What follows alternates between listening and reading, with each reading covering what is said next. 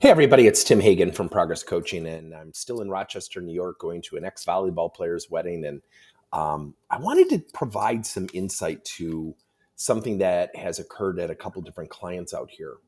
And the question is really interesting, and I would encourage all of you to double down on it. I think about, can employees coach each other? And the answer is yes. So we have a whole, if this is not a sales pitch, we have a whole program on coachability. And we have a whole coaching champion program teaching people how to coach one another when they don't have the title of leader. Not easy, right? So, how do we do that? One of the things is, first and foremost, is to teach people how to approach other people where they don't have the authority to give feedback or coaching or what have you. Number one, start with permission. John, do you mind if I share with you some insights where I think we could be more effective in this project? Learning permission-based questions open up the door, it gets someone to be a little bit more accepting. Number two, using something called the sword. So when I say, John, do you mind if I share with you a couple insights where I think we could be more effective in this project?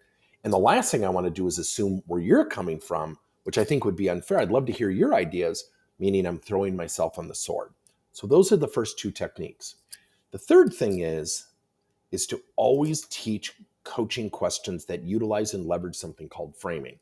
I'm kind of infamous for this question I'm about to teach called a self-actualized question. What do we do with our kids? We say, well, you remember, little Johnny, you got to study for that test next Thursday. They already know that. Versus saying, Johnny, what are you going to do to successfully prepare for that test? And what do you think I could do to assist you? So it's a what question plus a success imperative tied to a specific area of performance. What are you going to do to successfully engage with that teammate during that project? What are you going to do to successfully pull everybody together with empathy? That's something called a self-actualized question, but it utilizes a strategy called framing. The fourth thing is, I think every single organization should impose this on every employee. And that is something called a listening chat. Now, I'm going to give you something called eat feedback here in a second. A listening chat is you ask somebody, what are two things I could do better as a teammate? And what's that one area you would encourage me to improve? It doesn't have to be detrimental. It doesn't have to be cloaked in constructive feedback. And then you just say thank you and say, look, I just want to digest what you're saying. I don't want to react in the moment. And that teaches emotional control, because the biggest barrier between teammates and most human beings is emotional interpretation. How do I know that? Ask a Republican and a Democrat to go out for a calm breakfast and share their views.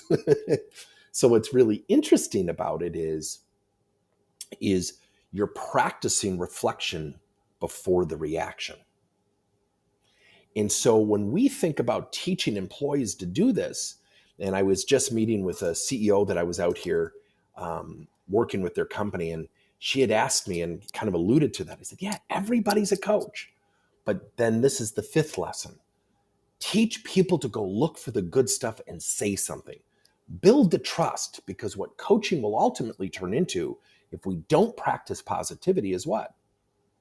Constructive. We are very well trained to see what needs to be corrected and fixed. And if everybody every week was not mandated, but requested to go look for one person who's doing a really good job that they'd like to acknowledge, they're practicing better visibility of positivity. They're practicing positivity. That teammate's going to be more accepting if they ever have to give coaching or constructive feedback down the road, because we built up the goodwill between the masses, which are the employees, which are typically 70 to 80% of our workforces. What are your thoughts? I hope this was helpful.